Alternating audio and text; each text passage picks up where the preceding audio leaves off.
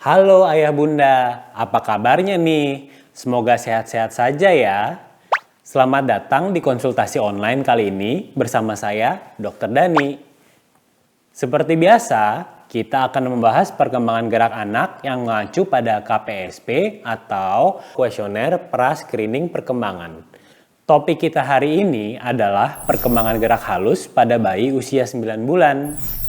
Sebelum kita masuk ke pembahasan, kita undang dulu yuk salah satu orang tua yang nantinya bisa bertanya-tanya secara langsung.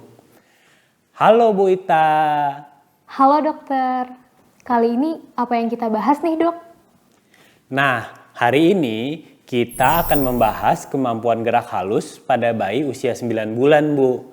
Yaitu pada usia ini anak diharapkan bisa memindahkan mainan atau kue kering dari satu tangan ke tangan yang lainnya. Oh, bayi usia 9 bulan sudah harus bisa melakukan itu ya? Diharapkan sudah bisa Bu, karena sebenarnya kemampuan ini sudah mulai berkembang sejak usia 7 bulan.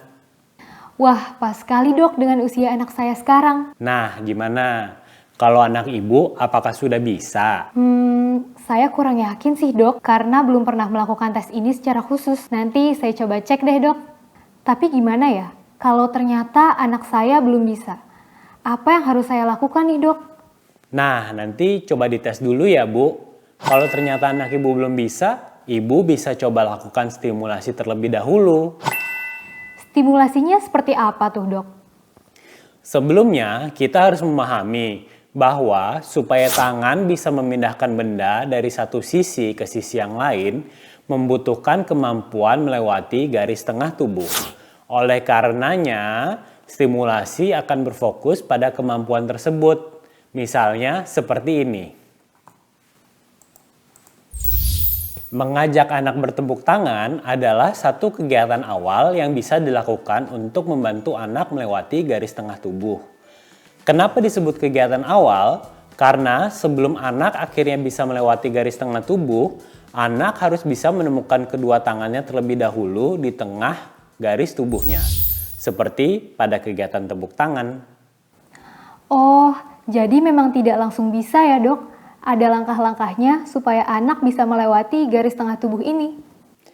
Iya Bu, perkembangan anak memang terjadi secara bertahap. Sehingga stimulasi yang dilakukan juga harus bertahap disesuaikan dengan kemampuan anak. Iya dok. Nah, setelah bertepuk tangan, lalu kegiatan berikutnya apa dok? Jika anak sudah bisa menemukan tangannya di garis tengah tubuh, barulah kita mengajak anak untuk perlahan-lahan melewati garis tengah tubuhnya. Misalnya seperti pada video berikut ini. Nah, kegiatan berikutnya yang bisa dilakukan adalah dengan menggiring bola dari sisi kanan ke sisi kiri dengan tangannya secara bergantian. Kegiatan ini bertujuan untuk melatih kemampuan koordinasi gerak tangan kanan dan kiri secara bergantian. Dan juga mengembangkan kemampuan anak untuk melintasi garis tengah tubuhnya.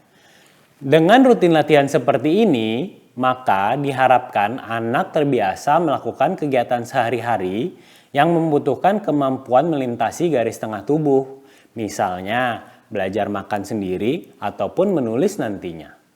Nah, seperti itu sih Bu, kegiatan stimulasi yang bisa dilakukan. Mudah kan Bu? Wah, ternyata kegiatan stimulasinya tidak sulit ya dok. Nanti saya coba di rumah deh, supaya ketika sudah berusia 9 bulan, anak sudah bisa untuk memindahkan benda dari satu tangan ke tangan lainnya. Oke Bu, nanti kabarin saya ya perkembangannya gimana. Siap dokter. Nah, ayah bunda sekalian juga, jangan lupa ya, terus lakukan stimulasi jika anak belum bisa. Kalau anak sudah berusia 9 bulan tapi belum bisa memindahkan benda dari satu tangan ke tangan yang lain, maka segera konsultasikan dengan ahli perkembangan ya, untuk melakukan pemeriksaan lebih lanjut. Kalau begitu, sekian dulu ya konsultasi online hari ini. Semoga apa yang sudah disampaikan ini bisa bermanfaat untuk perkembangan buah hati ayah bunda sekalian.